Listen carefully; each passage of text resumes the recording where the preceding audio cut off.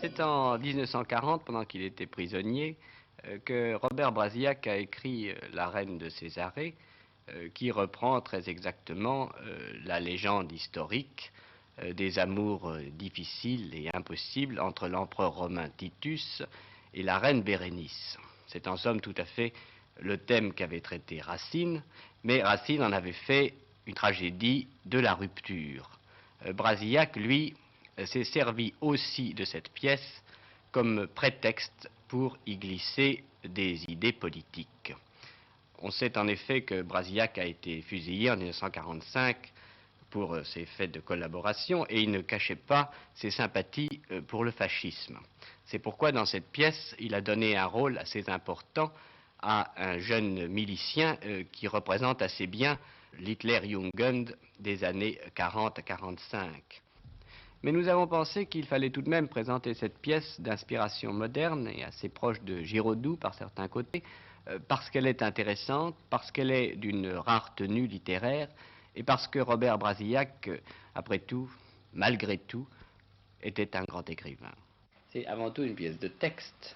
Oui, mais de texte comme toutes les grandes pièces. Je veux dire, le verbe est action au théâtre, et je trouve que c'est une aussi grande pièce que la Bérénice de Racine. Les personnages sont pas très différents de ceux de Racine, puisqu'il a surtout insisté, et ça c'est l'histoire, et Racine s'y était tenu aussi, à l'opposition des races, et puis surtout à la différence d'âge des 14 ans qui séparent Titus de Bérénice. Il y a aussi deux autres personnages dans cette pièce qui ont des rôles assez importants et qui représentent plutôt la jeunesse. Oui, Paulin et Phénice, très important. Phénice est là, d'ailleurs Phénice représente toutes les jeunes filles des romans de Brasillac, la jeune femme passionnée qui parle au nom de Bérénice, déjà qui prend à son compte l'amour de Bérénice, l'amour de toutes les femmes. Et puis Paulin, le jeune confident de Titus, qui parle au nom de ce qu'il souhaiterait que fût encore Titus s'il avait son âge et s'il n'était pas tombé dans cet engourdissement à cause de Bérénice. J'ai vu la femme que j'imaginais. Une petite personne, dorée, émouvante et parfumée. Et puis je ne sais quoi, d'aigu dans le regard soudain. Et tout à coup, tendre, des yeux immenses et merveilleux. Des yeux d'ailleurs. Une voix si douce. Tu es folle? Moi aussi je l'ai vue, ta petite personne. Et j'ai parlé avec sa suite. Et j'ai commencé de voir clair dans la fameuse aventure de Titus et de Bérénice. Elle est belle, ton aventure, et poétique, et bien digne de fournir des légendes. Tes yeux immenses, ta voix si douce, en voilà une poésie de pacotille. Comment avais-je pu oublier, car je l'ai su, tout le monde l'a su, qu'il ne s'agit après tout que d'une vieille femme qui vient rattraper la dernière occasion. Paulin! Tu sais son âge exact? 51 ans, près de 14 ans de plus que Titus. 51 ans! Quand on est né aux bords orientaux de la Méditerranée, je me demande même comment elle peut être aussi bien conservée. C'est qu'elle n'est pas grasse, sans doute. Comme elle est petite et qu'elle sait se peindre, de loin, elle produit encore quelque effet. Et la famille, la plus tarée de l'Orient et de l'Occident. L'hérédité la plus chargée. Un musée pathologique ambulant. Elle est jolie, la grande passion de l'empereur. Heureusement qu'il n'y attache pas d'importance. Comment est-ce que vous avez compris le personnage de Paulin? Je crois que c'est un fasciste en tout le sens du terme. Et il faut jouer comme tel. Et dans quelle mesure est-ce que son action vous paraît nocive dans cette pièce? Nocive par rapport à moi, qui ai 25 ans, je trouve que c'est nocif de la manière dont il parle des gens, dont il parle de Bérénice, par exemple. Comme tu aimes à rabaisser, comme tu aimes à avilir. C'est le fameux réalisme de ta génération de petites brutes. Ne fais pas de phrase. J'aime à y voir clair. Et je vois si clair que malgré ton enthousiasme, malgré ton désir de rester fidèle à l'image touchante que tu t'étais faite jadis, dans ton lit de petite fille de la belle étrangère aimée de l'empereur, j'ai vu, moi. J'ai vu ce que tu pensais sans oser te l'avouer depuis que tu l'as aperçu. Je te défends! Dire ce que tu penses? Mais pourquoi, ma chérie? Puisque tu as raison de le penser. Bon, tout cela n'empêche pas d'ailleurs cette femme d'avoir un charme assez piquant, assez poivré, bien entendu. Mais il faut voir les choses comme elles sont. Il a décidé que Bérénice repartirait. Son chef le déçoit, il le dit à la fin, Titus est vaincu, c'est fini, il ne peut plus être chef, il n'a plus cette espèce de flamme, cette espèce de lucidité, cette espèce de conscience de la jeunesse. Et ça, il faut éliminer ça, c'est fini, il faut supprimer ça. Quand Titus et Bérénice se retrouvent face à face après 7 ans d'absence, Je crois qu'il y a chez Titus et chez Bérénice d'ailleurs une espèce de sentiment de... Il va falloir recommencer tout ça, il va falloir se replonger dans cet amour extraordinaire, hors pair, que nous avons vécu ensemble. Il y a une espèce de fatigue au départ. Et puis, on y entre parce que Bérénice est là, que Bérénice c'est la femme, l'amante, la mère. C'est tout l'Orient avec ce que ça peut avoir de fascinant pour lui. Et une fois qu'ils sont rentrés dedans, on a l'impression que, enfin, toute la scène, on a l'impression qu'ils rejouent en une scène tout ce qui a pu les lier, qui rejouent tous leurs rapports, leurs orages, leur soumission. Étrangère. Étrangère, dis-les-moi les mots que tu me disais sous les tentes de Jérusalem il y a 10 ans. Comment cela, ta musique de perdition, je n'attends plus qu'elle. Je ne veux plus de mon salut. Les yeux de mon bien-aimé sont comme des colombes au bord des ruisseaux. Elles se baignent dans le lait. Elles se reposent sur les rivages. Les joues de mon bien-aimé sont comme des parterres d'aromates, et ses lèvres comme des lys, et d'elles s'épanche la myrrhe la plus pure.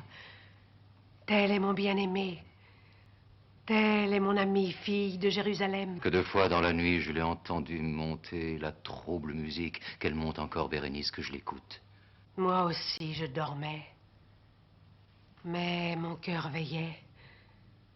C'est la voix de mon bien-aimé, il frappe.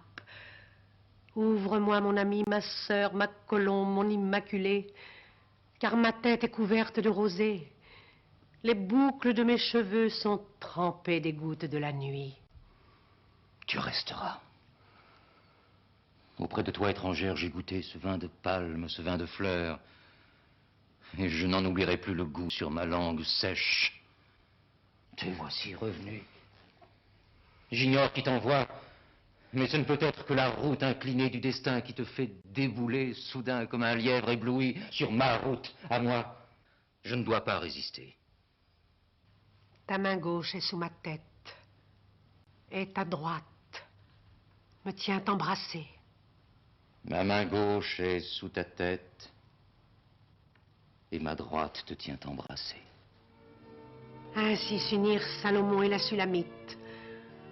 Ainsi s'unissent les hommes et les femmes de mon pays. Tu es revenu. Tu as rapporté tes parfums, ton encens, ta musique, et avec toi ma jeunesse, enfouie sous les décrets et les testaments. Les femmes de Tara sont des magiciennes, je le sais bien, et nous en avons brûlé parfois pour leurs incantations. Mais que m'importe à moi, si contre la possession du monde, c'est ma jeunesse que la magicienne me rend, et si le temps est inversé. Il n'y a plus de temps.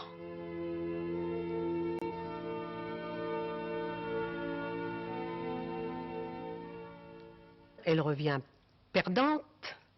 Elle sait très bien qu'elle va repartir pour plusieurs raisons. D'abord parce qu'elle a 15 ans de plus que lui, mais surtout pour des raisons d'État.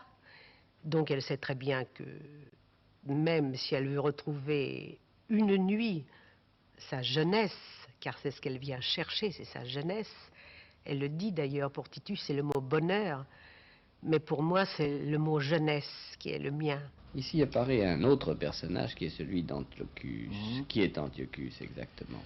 C'est l'éternel amoureux et conduit, c'est le plus ancien amoureux de Bérénice. Titus dit de lui que son nez a pris l'habitude de la suivre à la trace, que c'est un chien fidèle. Il représente l'Orient en face de Paulin, qui lui va utiliser de toute sa morgue, sa violence, sa jeunesse et tous les chantages pour obtenir qu'Antiochus ramène Bérénice. Nous sommes au matin de la victoire de Bérénice. Je ne suis rien qu'un jeune Romain, entre d'autres, un des chefs de section qui monte la garde au palais. Vous êtes, vous, moins que rien, un de ces rois auxquels nous faisons la charité de maintenir leur trône en Arabie ou en Palestine. Je vous ai fait venir, j'ai bien fait, puisque vous venez. On est mal poli de bien grand matin dans la jeunesse romaine. Laissons l'ironie aux Asiatiques. C'est une consolation pour les faibles.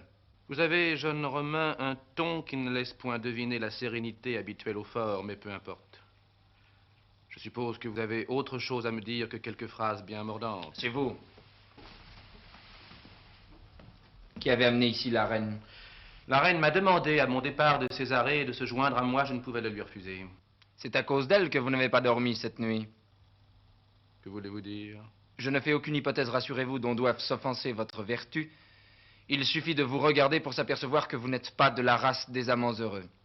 Mais tout Rome sait ce matin, sait depuis cette nuit, que la reine n'a pas quitté la chambre de l'empereur. Les chambrières sont décidément peu discrètes dans cette maison. Prince, il faut que la reine s'en aille. Vous me donnez des titres maintenant? Il faut que vous emmeniez Bérénice. Il faut qu'elle reparte. Vous seul le pouvez.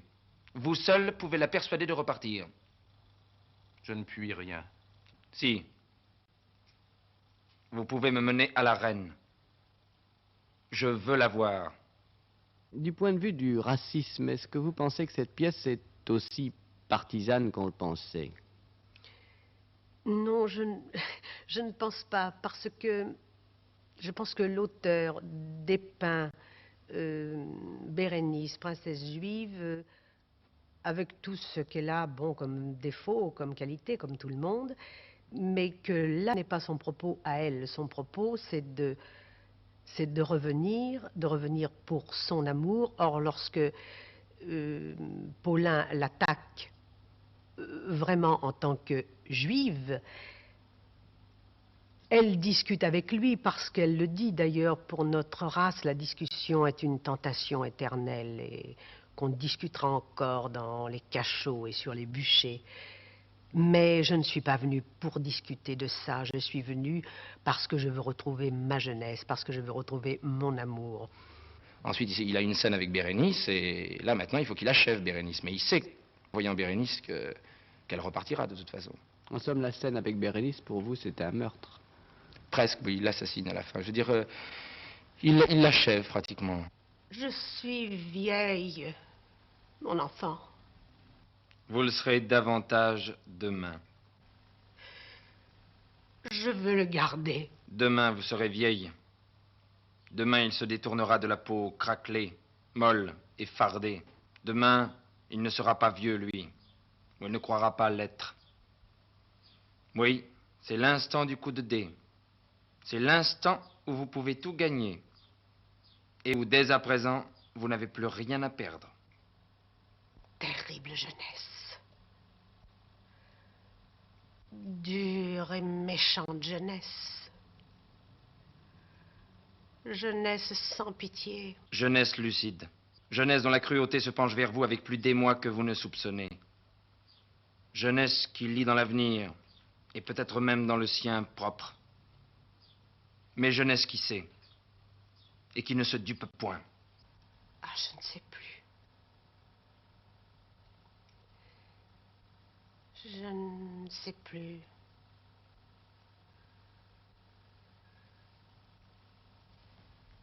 Peut-être n'es-tu pas si loin de savoir ce que je pense et ce que pense mon peuple. Oui, c'est vrai qu'au matin de la rencontre, nous connaissons que notre pari est dangereux. C'est vrai que je suis sortie de la chambre avant qu'il n'ouvre les yeux.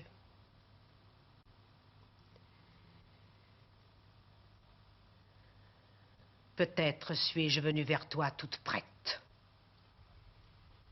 Allons. C'est Bérénice, maintenant, qui me parle. C'est elle, en somme, qui emporte le capital de sympathie. Oui, oui, je pense. Je pense que c'est elle parce que... D'abord parce que c'est la victime, et puis parce qu'elle se défend avec des armes de femme. Ils sont tous les deux vaincus d'avance. En fait, ils viennent... Elle vient, non pas pour... Enfin, je crois, non pas pour commencer une vie avec Titus, mais je crois qu'elle vient parfaire, rendre absolument définitive la rupture. C'est la belle rupture qu'elle n'a pas eue avant. Adieu, Bérénice. Tu partiras avec Antiochus. Tu retrouveras Césarée que nous avons vue ensemble, elle aussi, comme tant de villes. Tu te souviens? Nous étions allés dans un de ces jardins où les princes de ton pays ont rassemblé par miracle dans les jasmins et les jets d'eau toute la fraîcheur disponible de leur terre. Et nous avons regardé du haut de la muraille la campagne rousse et les stèles brûlées des petits cimetières. Tu m'as dit que tu aimerais dormir là. Tu me l'as dit en riant, comme tu dis les choses graves. Et tu as ajouté que je ne viendrai jamais te voir quand tu serais morte. Que c'était bien loin de Rome. Je suis parfois de la famille des prophètes, Titus. Je penserai toujours à la petite stèle ronde. Ne regrette rien. De ce qui nous a unis, peut-être avons-nous conservé le meilleur. Cet instant où la brûlante jeunesse et où la vie orientée sur le déclin se sont unies soudain dans l'éclat et la chance et la stupeur et l'émerveillement et le cruel bonheur. Adieu, Titus.